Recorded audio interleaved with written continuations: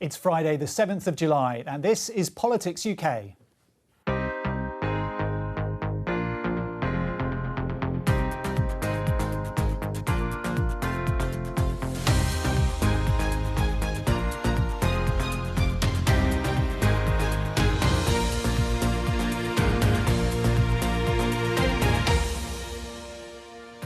Welcome to your weekly roundup of parliamentary highlights. I'll be joined by our reporter Kemlyn Davis in Cardiff and here in Westminster by our parliamentary correspondent Susan Hume. On the programme this week, the NHS celebrates its 75th birthday as MPs debate the workforce plan. We will double the number of medical school places. We'll increase the number of GPs being trained by 50%. Make no mistake, Mr. Speaker, at its heart, this is Labour's workforce plan. The NHS dominates the agenda in the Senedd too. The challenges remain, but I stand committed, along with my fellow Welsh Labour colleagues and progressives across this Senedd, to the greatest socialist ideal ever enacted in this country, our NHS. The Prime Minister is grilled by MPs at the Liaison Committee. Have you apologised to the House yet? As I said, I continue to be in Parliament to answer members' questions on a range of issues, making statements on a range of topics, and will continue to do so. But you're not coming to Prime Minister's questions tomorrow, are you, or next week? So this week it was the turn of the deputies. I'm glad to see the right honourable gentleman here today. I think I'm right in saying that I have the pleasure again next week. 2 weeks on the trot. They really have given up. It may come as a surprise to the Right Honourable Lady, but actually some leaders trust their deputies to stand in for them. And the government faces criticism over plans to fine public bodies that initiate boycotts against Israel. The BDS movement deliberately asks public bodies to treat Israel differently from any other nation on the globe. This bill is not a considered attempt to bring about peace, provide better security for Israel, or respond to the threats posed by BDS. It's about using Jews as a pawn in the government's political game.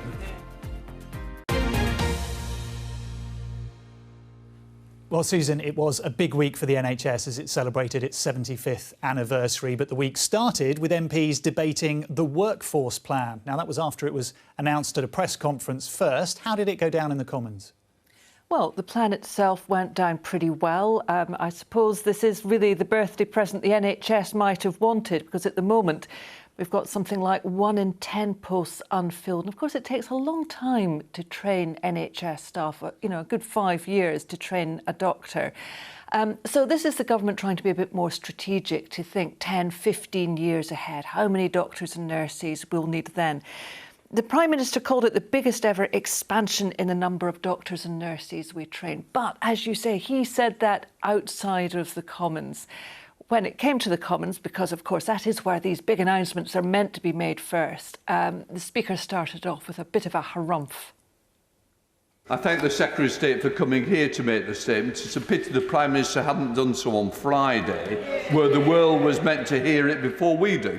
The Prime Minister is a Member of Parliament. He's answerable to the Members of Parliament from all political parties. And I've got to say, it is not acceptable. He may well be the Prime Minister, but the Members of Parliament should hear it first. So I'm very pleased the Secretary of State is doing it the right way. The plan sets out 3 priorities: to train more staff, to retain and develop the staff already working for the NHS, and to reform how training is delivered, taking on board the best of international practice. And let me deal with each in turn. We will double the number of medical school places. We'll increase the number of GPs being trained by 50%. We will train 24,000 more nurses and midwives, and we'll increase the number of dentists by 40%. Make no mistake, Mr. Speaker, at its heart, this is Labour's workforce plan. A plan we've called for since last September. A plan we have begged them to adopt again and again. They say imitation is the sincerest form of flattery, and I, for one, am relieved they've finally seen sense. But the question the Health Secretary and honourable members opposite need to answer today is what on earth took them so long? Yet the Secretary of State has completely failed to put forward a proper plan to end the crippling strikes that are having such a huge impact on patient care. 650,000 operations and appointments have been cancelled under industrial action. I want to ask the Secretary of State, what's the point of a workforce plan if he's not actually talking to the workforce? When will he talk to the junior doctors and the consultants? We reached agreement with the NHS Staff Council. Those sums, the 5% plus the lump sum in recognition of their tremendous work is going into pay packets this month. So we have reached agreement, but it is the case, notwithstanding discussions with the junior doctors, they still demand 35%, and that is not affordable. But would you agree with me that there are two things that are needed for implementation? One is to improve the sense of culture in the NHS, which could lead to better retention. And the second element is ensuring that digital innovation, particularly around artificial intelligence, to improve clinical skills and other skills, is rolled out more generally in the NHS. There is a requirement, it's something the Chief Medical Officer, Professor Sir Chris Whitty, has spoken about, in the need for more generalist skills within the NHS, not least given 1 in 4 adults now have 2 or more health conditions. So those more generalist skills, we need the flexibility to respond not just to changes in technology, but also service design, which will evolve as well. But he's also right about the wider issues of culture. I think the whole House was concerned around recent reports around sexual assaults linked to the NHS. One of the key features of the agreement that we reached with NHS Staff Council is to work more in partnership in terms of violence against members of NHS staff, which again, I know there'll be a consensus in the House, is unacceptable. And so we're working with trade union colleagues as to how we tackle that. He will remember that at the start of this year, people were dying in the back of ambulances and in hospital corridors, in part because people could not be discharged from hospitals into social care. If the government believes, as I do, that you cannot fix the NHS if you don't fix social care, will the Secretary of State bring forward a workforce plan for our social care sector too? We committed, the Chancellor committed in the autumn statement, up to £7.5 billion of further investment over 2 years, and part of our reforms was to better integrate health and social care. In 50 years' time, it will take a fifth of all of our GDP. This is totally unsustainable, especially as you're only right, despite the fact you're paying ever-increasing amounts of tax, to join the back of the queue. So I ask again, will the Secretary of State launch a study, if necessary appoint a Royal Commission, on fundamental reform of the whole nature and funding of our health system, so that we can learn from every other developed country, from Australia, from France, Italy and Germany, where they unleash private sector investment into healthcare and give people rights to their healthcare while ensuring that those who need it get free healthcare at the point of delivery. Well, another issue that dominated at the beginning of the week was fuel, in particular the price of it. What did we learn?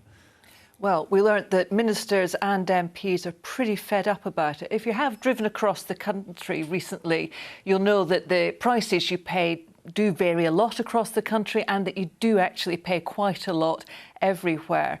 Now, a report from the Competition and Markets Authority has said that the big 4 supermarkets, which are traditionally the places where you got a pretty good deal on fuel, have hiked up their profit margins since the pandemic. So they made an extra £900 million out of consumers last year. The CMA says that is a lack of transparency, a lack of competition. And one of the solutions is to try and make that clearer so that we can vote with our wheels, and if you know that it's cheaper down the road, you can go there. But there was a great deal of crossness in the Commons about it. Today, the CMA published its final market study report, and I'm shocked by its findings. It is completely unacceptable, Mr. Speaker, that consumers have been paying more, with the financial impact of the 6 pence per litre increase just in the fuel margin from 2019 to 2022, resulting in costs of £900 million to customers of just the 4 supermarket fuel retailers last year alone. Mr. Speaker, motorists should not be used as cash cows by the fuel industry. The government will not stand for it. I know this House won't stand for it. Therefore, we accept the CMA's recommendations in full. We will create a statutory open data scheme for retail fuel prices and an ongoing road fuel prices monitoring function for the UK market. Mr Speaker, I'm extremely grateful. I'm delighted to see the Minister, disappointed not to see the Chancellor of the Exchequer. I would have thought this would be something that he cared about. Why did the government fail to stop greedy retailers from hitting families with an almost £1 billion excess fuel bill in the first place? Will the Chancellor, the Prime Minister, summon those companies' bosses to Downing Street and press them to return those unfair profits by lowering their prices now? And will he expand the Rural Fuel Duty Relief Scheme to more areas to support communities like mine struggling with the highest petrol prices? Given the then Business Secretary wrote to fuel retailers and the CMA over a year ago to highlight apparent unfairness in fuel prices, why has it taken so long for the government to take action on this issue? Motorists did not need a report from the CMA to tell them that they are being fleeced by fuel retailers. They can see it every time they fill up at the pump. Now, I'm all for this open fuel data finder scheme, but really, is that it? I already use an app myself to shop around for cheaper fuel prices, so this open data won't necessarily bring in competition in all areas of the UK, and obviously a reliance on an app doesn't help those who are digitally excluded. And so what's the government's actual plans to ensure competition and reduce fuel prices, especially for motorway service stations which are 20 to 30 pence per litre higher? When are we going to see these fuel prices come down? A couple of weeks ago, I drew the House's attention to the fact that the same supermarket tanker would unload fuel at 10 pence a litre cheaper than it would coming 10 to 15 miles up the road to my constituency. If this report today does not fix that, frankly, it will not have been good enough, and the government will have more work to do. Now, the Prime Minister did not attend Prime Minister's questions this week, but MPs did get a chance to grill Rishi Sunak at the liaison committee. What came up? Yeah, this happens around 3 times a year where he's grilled by these senior MPs. I suspect it's not something that Prime Ministers particularly enjoy, even when things are going swimmingly. And Rishi Sunak, of course, does have a lot on his plate. It's the economy, cost of living, some political difficulties in his party, and, of course, his promise to stop those small boat crossings in the Channel with the threat of sending people to Rwanda. That's run into some trouble with the courts. They've said it's illegal.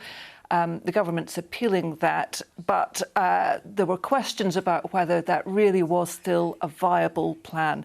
And also, he was asked about whether he's trying to avoid tricky sessions in the Commons. Let's have a look. I know you're appealing the Court of Appeal's ruling on the Rwanda scheme. You've said this policy is an important part of your plan to tackle illegal migration and stop small boats. So do you have a plan for what you'll do if the appeal fails? As I said, our belief remains that the plan that we have is legal, it's compliant with all our obligations, and we'll be appealing it vigorously. And if you look at the ruling, what you'll see is the Lord Chief Justice, in his opinion, agreed with the High Court and with the government that the safeguards and reassurances that we have received from Rwanda are sufficient.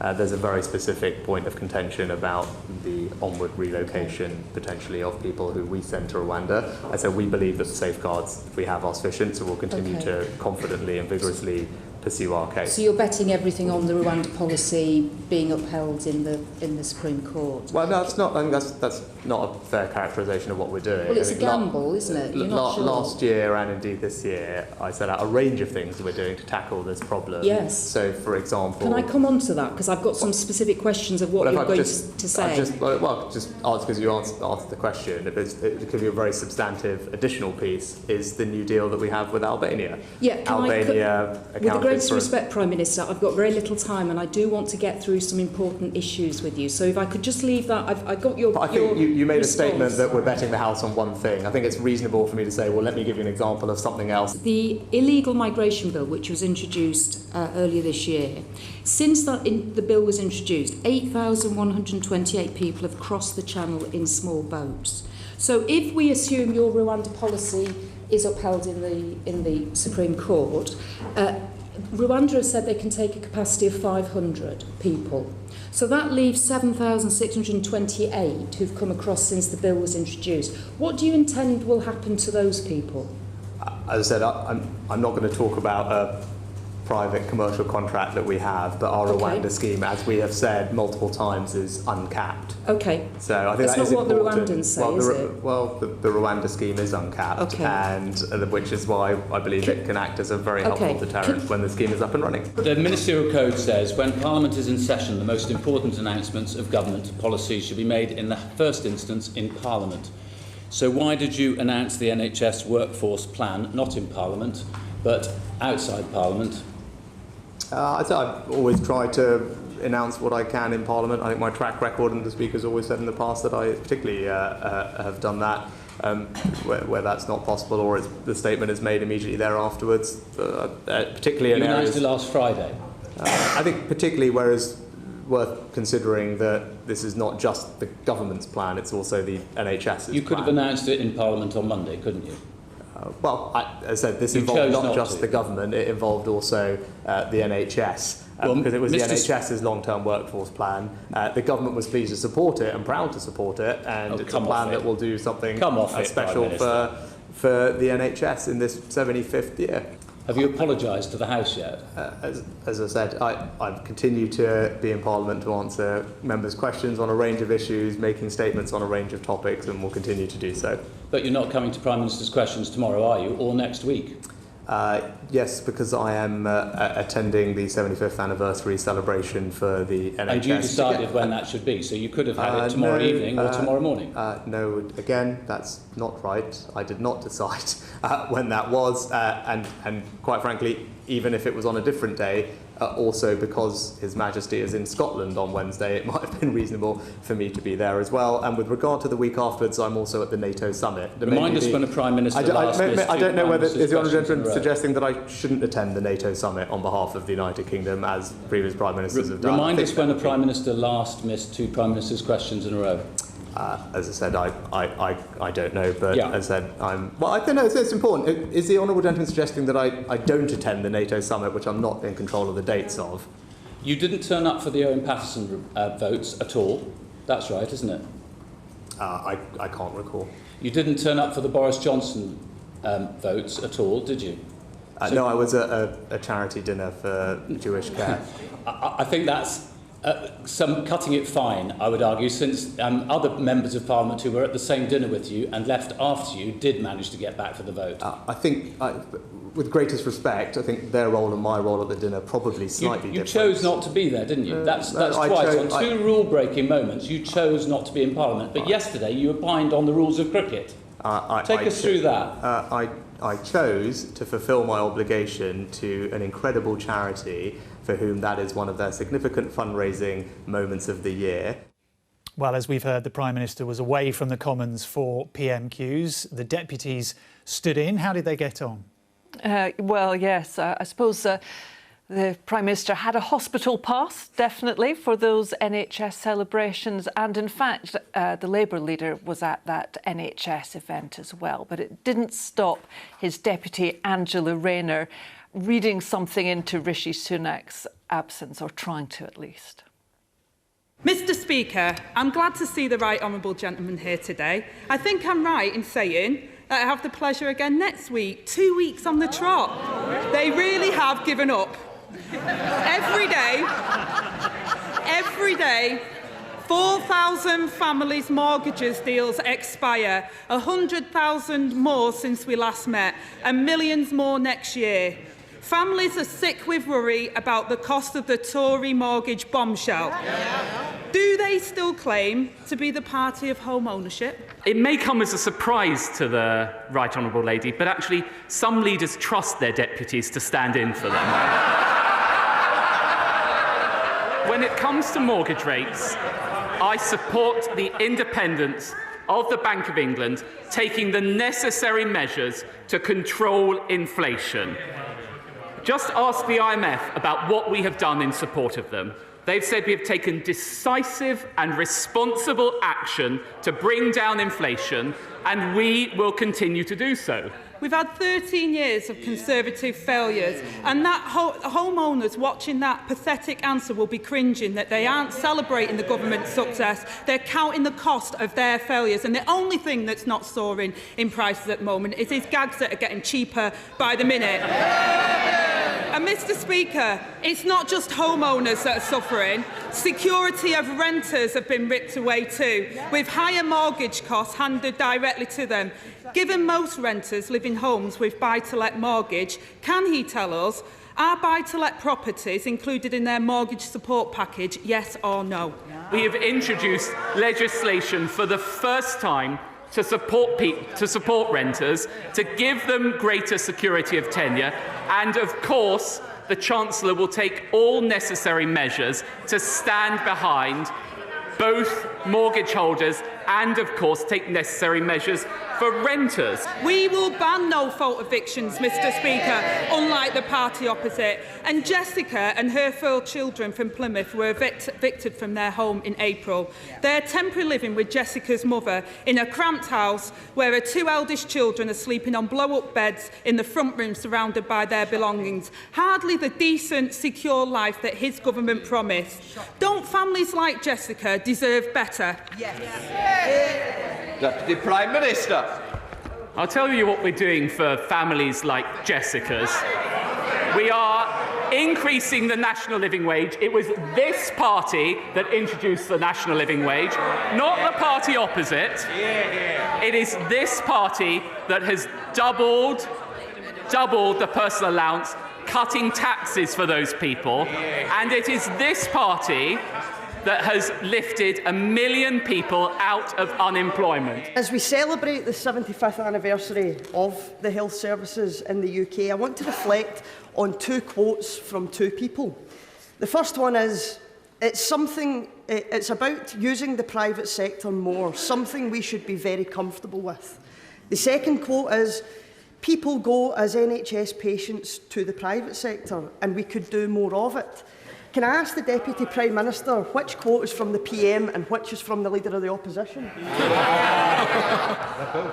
Well, Mr Speaker, may I actually just begin by saying genuinely how sorry I was to hear that the Honourable Lady will be standing down at the next election. She and I joined this House at the same time, and I know she has contributed much to her party and to this place. And may I also say, I'm sure she will wish to join me in celebrating His Majesty King Charles, receiving the Scottish regalia, I think pretty much as we speak. When it comes to the NHS, I will take absolutely no lecture from either party on it. It has been there for me. I was born in an NHS hospital. My children were born in an NHS hospital. It's been there for me and my family, and this government has put record funding into it. Murray Black. The Deputy Prime Minister, I thank him for his kind words, and we did join this place at the same time, and I'm pretty sure we'll be leaving at the same time.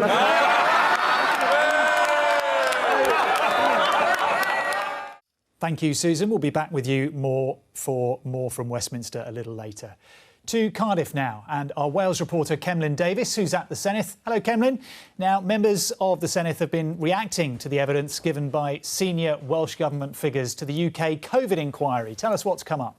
Yes, that's right. On Monday, the Chief Medical Officer for Wales and the former boss of the Welsh NHS gave evidence to the UK COVID inquiry for the first time. Then on Tuesday, it was the turn of the Welsh Labour First Minister, Mark Drakeford, and Vaughan Gething. Now, he's the Economy Minister at the moment, but he was the Health Minister for much of the pandemic. And the general theme that emerged from the evidence was that the Welsh Government wasn't as prepared as it could have been for COVID. Now, this, of course, was the UK COVID inquiry. The Welsh Government has long rejected calls for a Wales-specific inquiry, saying that the decisions taken here during the pandemic can only be put in their full and proper context as part of a UK-wide investigation. Well, on Wednesday, MSs had a chance to ask the current Health Minister about the evidence that we heard at the start of the week, with Plaid Cymru saying that it highlighted the need, once again, for a Wales-specific COVID inquiry. The evidence that we have heard over the last 2 days shows clearly that we were badly underprepared for a pandemic. We learned that documents had not been updated for a decade. Independent scientific advice was not always followed by ministers in the pre-pandemic period. It became clear that we were woefully ill-equipped with not enough PPE, inadequate isolation rooms and so much more. So we know these weaknesses that were in the system. They were evidenced yesterday, but we don't know why. One thing that came from the evidence that was put forward by the government ministers yesterday was that your predecessor had not read the papers when it came to COVID preparedness or pandemic preparedness. And in fact, many journalists said that the minister was clearly floundering, and those were his words, not mine, in his responses. Can you assure the Senate this afternoon, Minister, that you have, incoming Health Minister here in the Senate, read your papers, you understand what is required, and that we are in the best place to be prepared should a future pandemic hit us on the scale of COVID-19 hit us? I cannot and I will not provide a running commentary on the evidence the inquiry is taking, and I'm not going to prejudge or speculate on any of the conclusions the inquiry may come to at the end of this module. As you know, we have got this special purpose committee, and I have read the papers in relation to that. Eluned Morgan there, and she referenced that special purpose committee that's been set up here in the Senedd that will scrutinise some of the decisions taken by the Welsh Government around COVID and the pandemic. That committee is the political compromise, if you like, in place of having a full-blown inquiry in Wales. All right, and moving on, there's been plenty of discussion in the Senedd this week too about the NHS as it celebrates its 75th birthday. Yes, and plenty of celebration of that birthday, but also some lively discussion around the state of the Welsh NHS at the moment and its future. This first came up during this week's session of First Minister's Questions on Tuesday, when there was a passionate speech by the Labour MS for Blaenau Gwent and the town of Tredegar, where, of course, the founder of the NHS, Aneurin Bevan, was born. When Aneurin Bevan said he was going to Tredegarise Britain, what he meant was that his values, the values of the South Wales Valleys, the values of Labour, the values of the Tredegar Medical Aid Society would transform the lives of people up and down this country. 75 years later, those values remain true in this party, remain true in this Parliament and remain true in this country. Last week I met with several GPs from the region of South East Wales in the event Save Our Surgeries here in the Senedd. They gave an extremely open and frank look of some of the issues that they're facing on a daily basis. My conversations with them came after the BMA warned GP services in Wales will indeed collapse without urgent support. If it is to last another 75 years, we must be on our guard against those who prefer to see the service in the private hands on ideological grounds. We must ensure that staff are not demoralised, overworked and are given fair terms and conditions. The NHS is nothing without its staff. So that was on Tuesday, but there was a further debate too later in the week. Yes, this on Wednesday, a debate brought by the Welsh Conservatives calling on the Senedd to celebrate this birthday, but also to recognise the challenges facing the NHS in Wales. And that did lead to some political arguing and dare I say it, some political point scoring as well. If the Conservatives are serious about meeting the needs of patients and staff, I suggest they have a word with Sunak and Hunt at Downing Street. From founding the National Health Service to running it into the ground, that is the current legacy of the Labour Party here in Wales. The evidence to me is clear. We all know what the first step in a Welsh NHS revival is. That's the removal of Labour from office. Diolch yn fawr iawn. The challenges remain, but I stand committed, along with my fellow Welsh Labour colleagues and progressives across this Senedd, to the greatest socialist ideal ever enacted in this country, our NHS. We should all pledge to depoliticise the NHS as much as we possibly can and commit to work more collaboratively on those areas of challenge that are not unique to Wales. We all have a role to play in protecting our NHS and ensuring that it continue to provide that essential care for the people of Wales for the next 75 years. So a flavour there of that debate, with some Welsh Conservative MSs criticising the Welsh Labour government's handling and management of the Welsh NHS over the years, but others pointing the finger at the Conservative government in Westminster over a lack of funding. One other thing that stood out in that debate was just how eager everyone who contributed was from across the chamber to paying tribute and thanking everybody who works for the Welsh NHS. OK, Kemlyn Davis at Cardiff Bay, thanks very much for the update. Let's return to events here at Westminster with our parliamentary correspondent Susan Hume. And Susan, MPs debated plans this week from the government to fine public bodies who initiate boycotts against Israel. What exactly is the government trying to do here? Right, well, this bill is really aimed at the Boycott, Divestment, Sanctions, or BDS movement. And that movement says it wants to put international pressure on Israel over its treatment of Palestinians.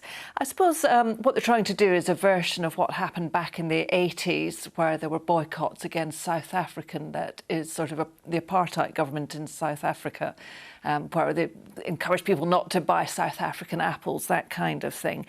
The government argues that public bodies like local authorities shouldn't be having their own foreign policy towards Israel in any case.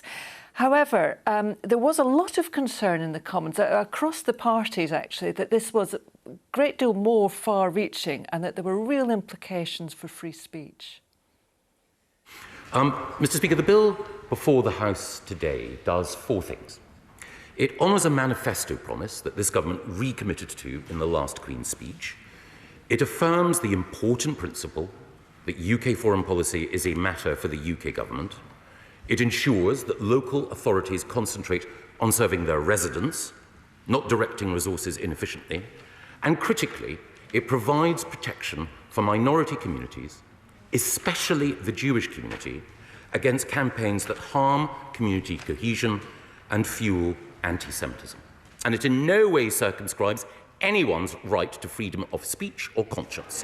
What it does do is to prevent local authorities singling out individual nations for discriminatory treatment on the basis of an ideological opposition to that nation and its fundamental basis. The BDS movement deliberately asks public bodies to treat Israel differently from any other nation on the globe. It asks them to treat the Middle East's only democracy as a pariah state and to end links with those who have a commercial presence there. We understand that there is something fundamentally illiberal, leftist and with deep, ugly connections to anti-Semitism at the heart of the BDS movement. That's what we're trying to tackle today. I agree with Labour Friends of Israel. I agree with Luke Akehurst. I agree with the Board of Deputies. I agree with the Jewish Leadership Council, all of whom back this bill.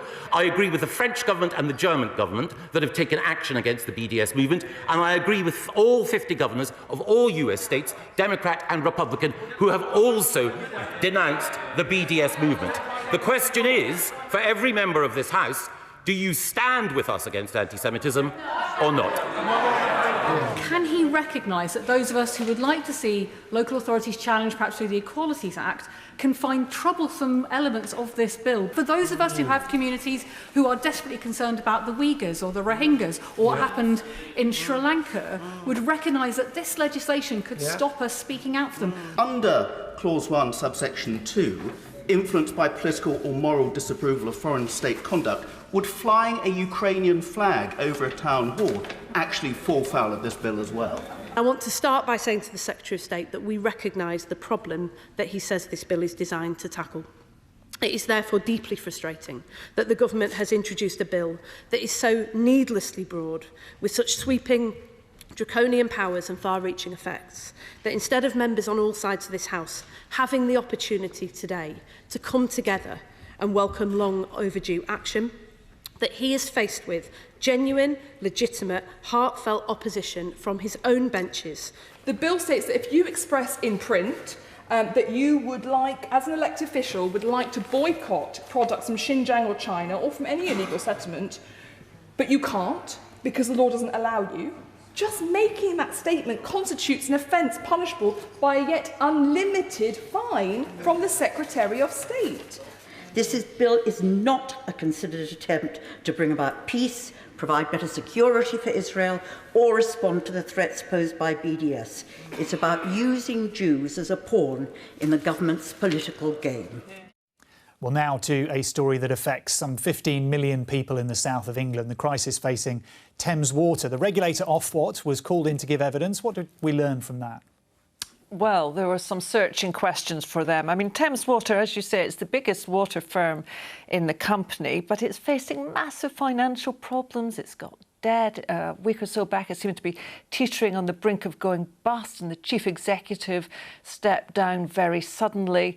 Aside from that, it's got all those issues with dodgy old infrastructure, leaky pipes, that kind of thing. And this very week, they were fined millions of pounds for a sewage spill, which left probably thousands of fish gasping and dying on the banks of a small river near Gatwick. So, a really difficult situation.